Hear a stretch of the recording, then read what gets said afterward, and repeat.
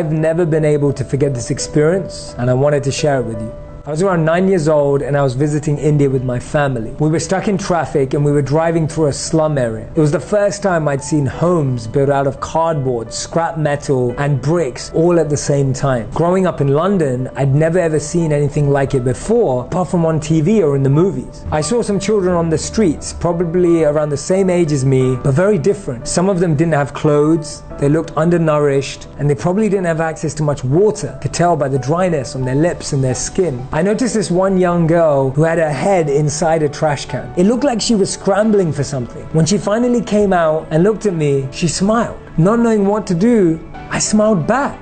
She was obviously trying to look for food, and I could see her scrambling and trying to reach in as far as she could. Only then did I realize that she only had arms. She didn't even have hands. As she looked at me, I could tell she was hungry. But by the time I was just about to do something, our car took off, and I could only see her now and feel her disappointment that I wasn't able to help. At the time, I didn't have any food or money, and before I could ask my parents or the driver to stop, we were too far along on the highway, but I couldn't stop thinking about her. When we got back to the hotel, I got out of the car, and it was lunchtime. And even though I was really hungry, I couldn't eat because I couldn't get over the fact that I couldn't have done anything for that young girl that I just saw. Even though I went to the buffet with my parents, it felt as if only me and her had looked at each other in that whole exchange and the whole city had stopped. I could remember exactly how she looked as I was looking at the food. When we were there at the buffet, I overheard a couple arguing with the hotel staff. Listening into their conversation, I found out that the couple were really upset at the hotel staff because of the number of choices available in the buffet. I looked around, there were so many options. They were complaining about there not being enough choice, but all I could see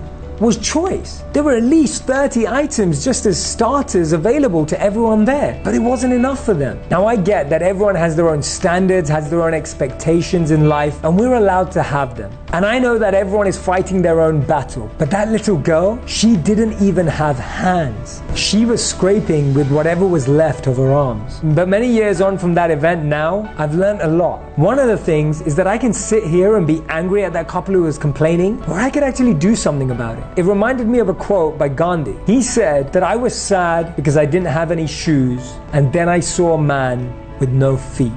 For me, this event left a lasting impression in my heart, and two messages that I want to share with you today. The first one is to remain grateful for absolutely anything we have. Robin Roberts said it perfectly. She said that if we threw all our problems into our pile, we would rush to grab our own back. And when we start with gratitude and see everything as fortune and grace, we're able to receive much more deeply. And number two, let's help those who need it. Let's not be mad that the world isn't helping them. Let's see what we can do. Compassion is key and empathy is essential. And that's one of the reasons that I focus so much of my life in trying to help those in need. And it may mean that you're in a space in your life where you feel you can't currently help anyone right now, but I guarantee you that there's just one person out on the street today that you could impact, that you could change their experience at least for a moment. Remember what Gandhi said, I was sad because I didn't have any shoes, and then I saw a man with no feet.